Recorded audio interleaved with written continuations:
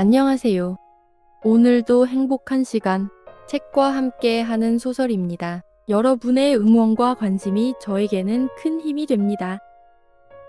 매주 월요일은 한국 고전 단편 작품을 여러분과 함께 듣는 날입니다. 오늘 여러분과 함께 할 작품은 김동인 작가님의 감자 작품입니다. 칠성문 밖 빈민굴. 그 차가운 현실 속에서 피어난 복녀라는 이름의 슬픈 운명. 이제 그 이야기를 여러분께 들려드립니다. 끝까지 함께 해주십시오. 싸움, 간통, 살인, 도둑, 구걸, 징역, 이 세상의 모든 비극과 헐극의 근원지인 칠성문 밖 빈민굴로 오기 전까지는 복녀의 부처는 산업공상의 제위 위에 드는 농민이었었다. 복녀는 원래 가난은 하나마 정직한 농가에서 규칙 있게 자라난 처녀였었다. 이전 선비의 엄한 규율은 농민으로 떨어지자부터 없어졌다 하나.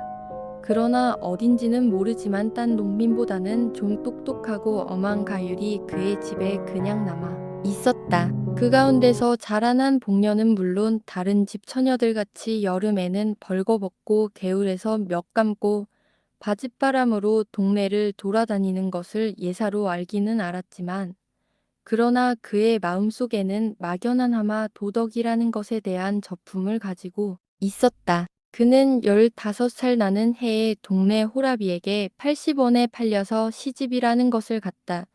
그의 최서방 영감이라는 편이 적당할까 이라는 사람은 그보다 20년이나 위로서 원래 아버지의 시대에는 상당한 농민으로서 밭도 몇 마지기가 있었으나 그의 대로 내려오면서는 하나 둘 줄기 시작하여서 마지막에 복녀를 산 80원이 그의 마지막 재산이었었다. 그는 극도로 게으른 사람이었었다. 동네 노인의 주선으로 소작 밖에나 얻어주면 종자나 뿌려둔 뒤에는 후치질도 안 하고 김도 안 매고 그냥 버려두었다가는 가을에 가서는 되는 대로 거두어서 금년은 흉년이네 하고 전주집에는 가져도 안 가고 자기 혼자 먹어버리고 하였다. 그러니까 그는 한 밭을 이태를 연하여 붙여본 일이 없었다. 이리하여 몇 해를 지내는 동안 그는 그 동네에서는 밭을 못 얻으리만큼 인심과 신용을 잃고 말았다. 복녀가 시집을 온 뒤 한 3, 4년은 장인의 덕으로 이렁저렁 지내갔으나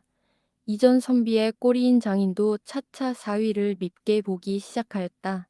그들은 처가에까지 신용을 잃게 되었다. 그들 부처는 여러 가지로 의논하다가 할 일 없이 평양성 안으로 막벌이로 들어왔다. 그러나 게으른 그에게는 막벌이나마 역시 되지 않았다. 하루 종일 지게를 지고 영광정에 가서 대동강만 내려다보고 있으니 어찌 막벌이인들 될까? 한 서너 달 막벌이를 하다가 그들은 유행 어떤 집 막간 행랑살이로 들어가게 되었다. 그러나 그 집에서도 얼마 안 하여 쫓겨나왔다. 복녀는 부지런히 주인 집 일을 보았지만 남편의 게으름은 어찌할 수가 없었다. 매일 복녀는 눈에 칼을 세워 가지고 남편을 채근하였지만 그의 게으름 버릇은 개를 줄 수는 없었다. 뱃섬 좀 치워달라우요. 남 졸음 오는데 님자 치우시관. 내가 치우나요. 20년이나 밥 처먹고 그걸 못 치워. 에이구, 칵 죽구나 말디.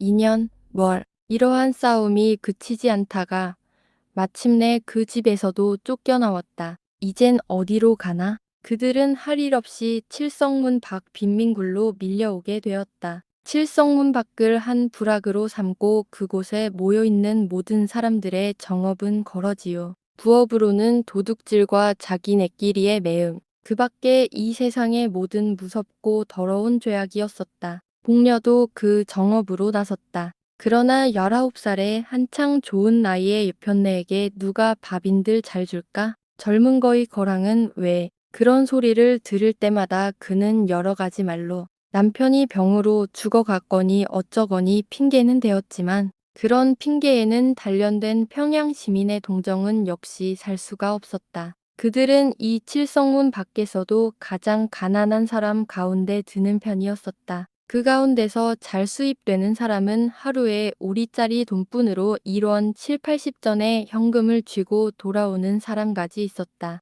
극단으로 나가서는 밤에 돈벌이 나갔던 사람은 그날 밤 400여 원을 벌어 가지고 와서 그 근처에서 담배 장사를 시작한 사람까지 있었다. 복녀는 19살이었었다.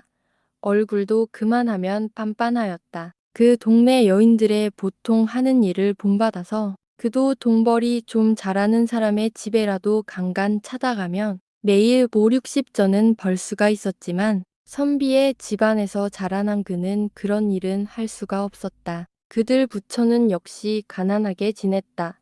굽는 일도 흔히 있었다. 기자묘 솔밭에 송충이가 끓었다. 그때 평양부에서는 그 송충이를 잡는데 은혜를 베푸는 뜻으로 칠성문 밖 빈민굴의 여인들을 인부로 쓰게 되었다. 빈민굴 여인들은 모두 다 지원을 하였다. 그러나 뽑힌 것은 겨우 50명쯤이었었다. 복녀도 그 뽑힌 사람 가운데 한 사람이었었다. 복녀는 열심으로 송충이를 잡았다. 소나무에 사다리를 놓고 올라가서는 송충이를 집게로 집어서 약물에 잡아넣고 또 그렇게 하고 그의 통은 잠간 사이에 차고 하였다. 하루에 32 전식의 품삯씩 그의 손에 들어왔다. 그러나 대엿새 하는 동안에 그는 이상한 현상을 하나 발견하였다. 그것은 다른 것이 아니라 젊은 여인부 한 여남은 사람은 언제나 송충이는 안 잡고 아래서 지절거리며 웃고 날뛰기만 하고 있는 것이었다. 뿐만 아니라 근 올고 있는 인부의 품삯은 일하는 사람의 삭전보다 8전이나 더 많이 내어주는 것이다. 감독은 한 사람뿐이었는데 감독도 그들의 놀고 있는 것을 묵인할 뿐 아니라 때때로는 자기까지 섞여서 놀고 있었다. 어떤 날 송충이를 잡다가 점심때가 되어서 나무에서 내려와서 점심을 먹고 다시 올라가려 할 때에 감독이 그를 찾았다. 복래, 예 복래, 왜 그럽nep까? 그는 약통과 집게를 놓고 뒤로 돌아섰다. 좀 우너라. 그는 말없이 감독 앞에 갔다. 예, 너, 제 뒤 좀 가보자. 원하래요. 글쎄, 가야. 가지요. 형님. 그는 돌아서면서 인부들 모여있는 대로 고함쳤다. 형님도 갑시다 그래. 싫다 얘. 둘이서 재미나게 가는데 내가 무슨 맛에 가갔니? 복녀는 얼굴이 새빨갛게 되면서 감독에게로 돌아섰다. 가보자. 감독은 저편으로 갔다. 복녀는 머리를 수그리고 따라갔다. 복래 좋겠구나. 뒤에서 이러한 조롱 소리가 들렸다. 복녀의 숙인 얼굴은 더욱 발갛게 되었다. 그날부터 복녀도 일 안 하고 품삯 많이 받는 인부의 한 사람으로 되었다. 복녀의 도덕관 내지 인생관은 그때부터 변하였다. 그는 아직껏 단사내와 관계를 한다는 것을 생각하여 본 일도 없었다. 그것은 사람의 일이 아니요.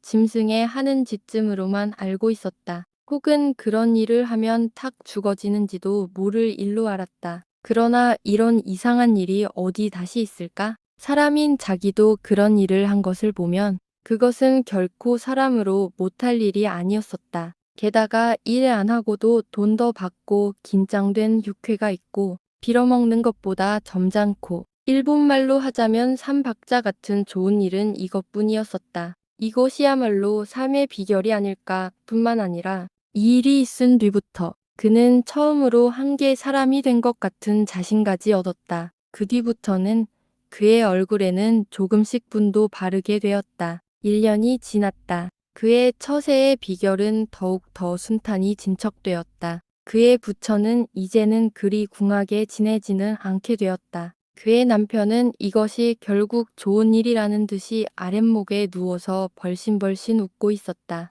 복녀의 얼굴은 더욱 이뻐졌다. 여보, 아즈마니, 오늘은 얼마나 벌었소? 복녀는 돈 좀 많이 번 듯한 거지를 보면 이렇게 찾는다. 오늘은 많이 못 벌었쇠다. 얼마? 도무지 10선원 많이 벌었쇠다 가래. 한댓냥 꾀주소고래. 오늘은 내가 어쩌고 어쩌고 하면 복녀는 곧 뛰어가서 그의 팔에 늘어진다. 나한테 들킨 다음에는 귀고야 말아요. 난원이 아즈마니 만나면 야단이더라. 작괴주지 그 대신은 알아있지. 난 몰라요. 헤헤헤헤. 모르면 안 줄 테야. 글쎄 알았대도 그런다. 그의 성격은 이만큼까지 진보되었다. 가을이 되었다. 칠성문 밖 빈민굴의 여인들은 가을이 되면 칠성문 밖에 있는 중궁인의 채마밭에 감자, 고구마며 배추를 도둑질하러 밤에 바구니를 가지고 간다. 복녀도 감작게나 잘 도둑질하여 왔다. 어떤 날 밤, 그는 고구마를 한 바구니 잘 도둑질하여 가지고 이젠 돌아오려고 일어설 때에 그의 뒤에 시꺼먼 그림자가 서서 그를 꽉 붙들었다. 보니 그것은 그 밭의 주인인 중국인왕 서방이었었다. 복녀는 말도 못하고 멀찐멀찐 발 아래만 내려다보고 있었다. 우리 집에 가. 왕 서방은 이렇게 말하였다. 가자면 가지. 헌, 그것도 못 갈까? 복녀는 엉덩이를 한번 획 두른 뒤에 머리를 젖히고 바구니를 저으면서 왕 서방을 따라갔다. 1시간쯤 뒤에 그는 왕 서방의 집에서 나왔다. 그가 밭고랑에서 길로 들어서려 할 때에 문득 뒤에서 누가 그를 찾았다. 동네 아니야. 복녀는 획 돌아서 보았다. 거기는 자기 곁집 여편네가 바구니를 끼고 어두운 밭고랑을 더듬더듬 나오고 있었다. 형님이랬을까? 형님도 들어갔댔을까? 님자도 들어갔댔나? 형님은 위 집에, 나, 눅 서방네 집에, 님자는 난왕 서방네. 형님 얼마 받았소? 눅 서방네 그 각쟁인 배추새 패기. 난 3원 받았지. 복녀는 자랑스러운 듯이 대답하였다. 10분쯤 뒤에 그는 자기 남편과 그 앞에 돈 3원을 내어놓은 뒤에 아까 그 왕 서방의 이야기를 하면서 웃고 있었다. 그 뒤부터 왕 서방은 무시로 복녀를 찾아왔다. 한참 왕 서방이 눈만 멀찐멀찐 앉아있으면 복녀의 남편은 눈치를 채고 밖으로 나간다. 왕 서방이 돌아간 뒤에는 그들 부처는 1원 혹은 2원을 가운데 놓고 기뻐하고 하였다. 복녀는 차차 동네 거지들한테 애교를 파는 것을 중지하였다. 왕 서방이 분주하여 못 올 때가 있으면 복녀는 스스로 왕 서방의 집까지 찾아갈 때도 있었다. 복녀의 부처는 이게 이 빈민굴의 한 부자였었다. 그 겨울도 가고 봄이 이르렀다. 그때 왕 서방은 돈 100원으로 어떤 처녀를 하나 마누라로 사오게 되었다. 복녀는 다만 코웃음만 쳤다. 복녀 강짜하겠구만. 동네 여편네들이 이런 말을 하면 복녀는 흥하고 코웃음을 웃고 하였다. 내가 강짜를 해. 그는 늘 힘있게 부인하고 하였다. 그러나 그의 마음에 생기는 검은 그림자는 어찌할 수가 없었다. 이놈 왕 서방, 내두고 보자. 왕 서방이 색시를 데려오는 날이 가까웠다. 왕 서방은 아직껏 자랑하던 길다란 머리를 깎았다. 동시에 그것은 새색시의 의견이라는 소문이 퍼졌다. 복녀는 역시 코웃음만 쳤다. 마침내 색시가 오는 날이 이르렀다. 칠부단장의 사인교를 탄 색시가 칠성문 밖 채마밭 가운데 있는 왕 서방의 집에 이르렀다. 밤이 깊도록 왕 서방의 집에는 중국인들이 모여서 벼란 악기를 뜯으며 벼랑곡조로 노래하며 야단하였다. 복녀는 집 모퉁이에 숨어서서 눈에 살기를 띠고 방 안의 동정을 듣고 있었다. 신랑 신부는 놀라서 그를 쳐다보았다. 그것을 무서운 눈으로 흘겨보면서 그는 왕 서방에게 가서 팔을 잡고 늘어졌다. 그의 입에서는 이상한 웃음이 흘렀다. 자, 우리 집으로 가요. 왕 서방은 아무 말도 못하였다. 눈만 정처 없이 두룩두룩 하였다. 복녀는 다시 한번 왕 서방을 흔들었다. 자, 어서. 우리 오늘 밤 일이 있어 못 가. 일은 밤중에 무슨 일. 그래도 우리 일이. 복녀의 입에 아직껏 떠돌던 이상한 웃음은 문득 없어졌다. 이까짓것. 그는 발을 들어서 치장한 신부의 머리를 찼다. 자, 가자우, 가자우. 왕 서방은 와들와들 떨었다. 왕 서방은 복녀의 손을 뿌리쳤다. 복녀는 쓰러졌다. 그러나 곧 다시 일어섰다. 그가 다시 일어설 때는 그의 손에는 얼른 하는 낯이 한자로 들리어 있었다. 이 되놈, 죽여라. 이놈, 나 때렸지. 이놈아, 아이고 사람 죽이누나. 그는 목을 놓아 쳐 울면선 앗을 휘둘렀다. 칠성문 밖 외따른 밭 가운데 홀로 서 있는 황 서방의 집에서는 일장의 활극이 일어났다. 그러나 그 활극도 곧 잠잠하게 되었다. 복녀의 손에 들리어 있던 낫은 어느덧 왕서방의 손으로 넘어가고 복녀는 목으로 피를 쏟으면서 그 자리에 고꾸라져 있었다. 복녀의 송장은 사흘이 지나도록 무덤으로 못 갔다. 왕서방은 몇 번을 복녀의 남편을 찾아갔다. 복녀의 남편도 때때로 왕서방을 찾아갔다. 둘의 사이에는 무슨 교섭하는 일이 있었다.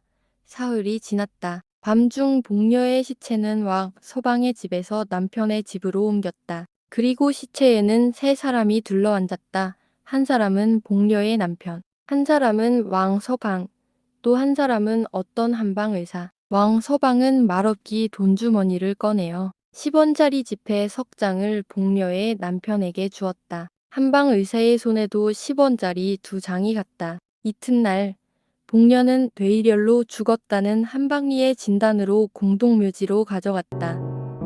가난이라는 거대한 폭풍 속에서 순결을 잃고 존엄마저 돈으로 거래되어 버린 복녀의 마지막 모습은 과연 인간다움이란 무엇인지 묵직한 질문을 던져줍니다. 오늘의 이야기는 여기까지입니다.